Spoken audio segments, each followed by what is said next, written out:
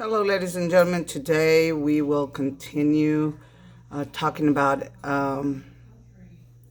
not adaptations. We are changing gears and we will be covering natural selection. We will be having an intervention today. Not all of you will get the intervention. If you made a 75 or above, you do not have to complete the intervention. If you made like a 75 and you want a higher grade, let me know and I will assign it to you. Otherwise, if you are doing the intervention, there are two parts to it for the two teaks that we covered. So, happy Groundhog Day. And what the heck is a groundhog and why do we count on him to give us his prediction on weather? Let's watch.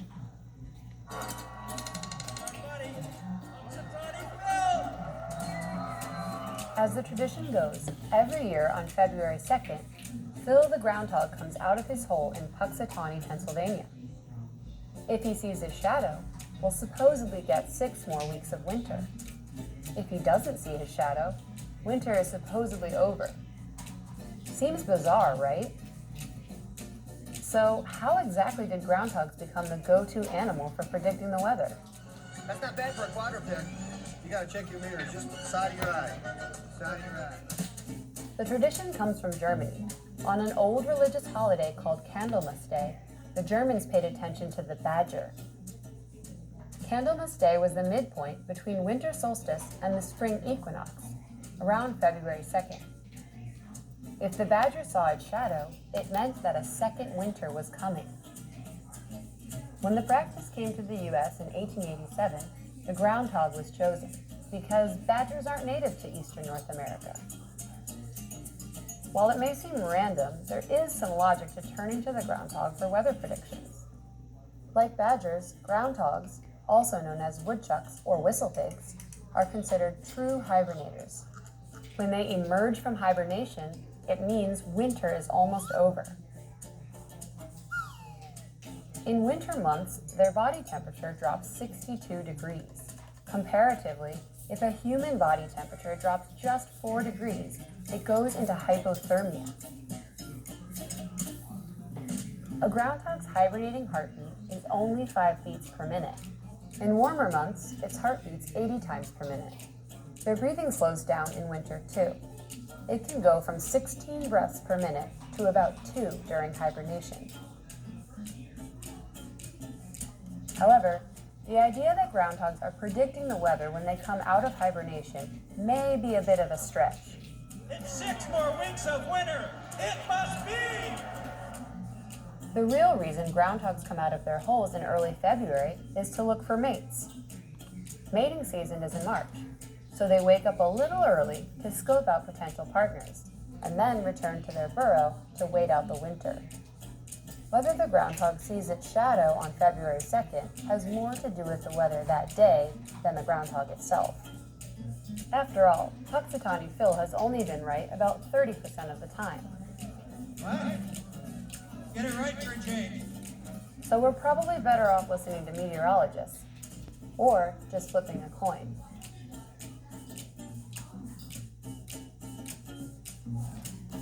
There you go. So that's what Groundhog Day is all about. And I have to check to see if he saw his shadow or not today.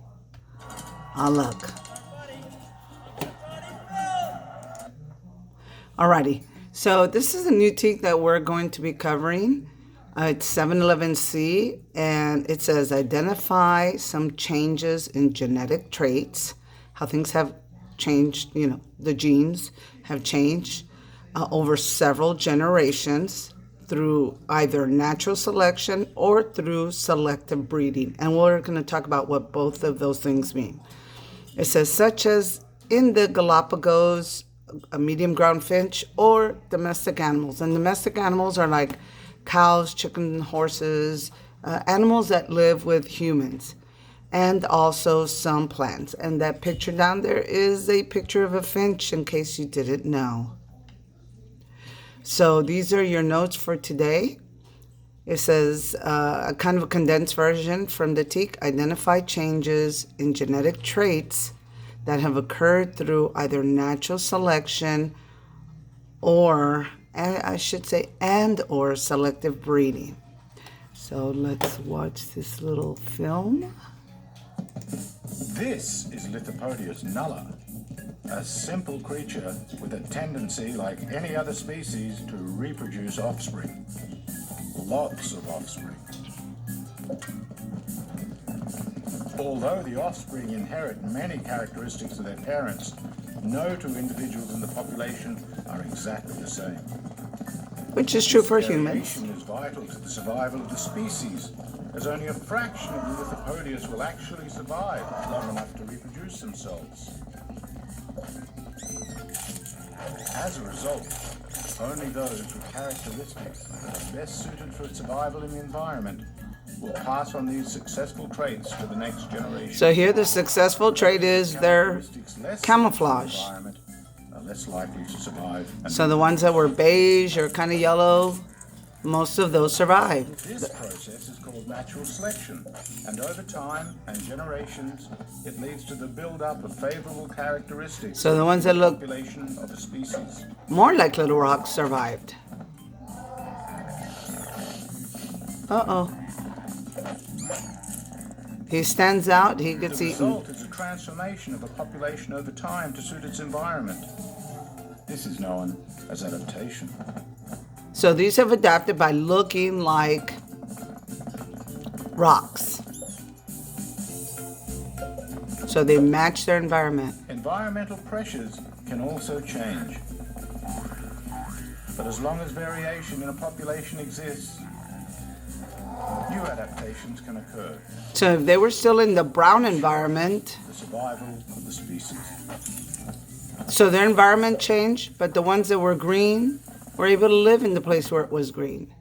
The other ones, as you can see, got chomped, got eaten.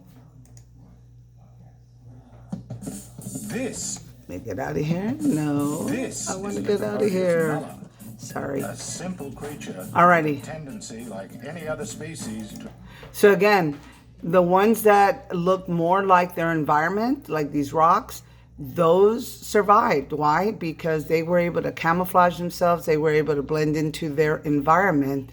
So nature didn't choose them to die. Okay, natural selection. Nature didn't choose these to die. Nature chose the ones that were that stood out, that didn't blend in, that couldn't hide.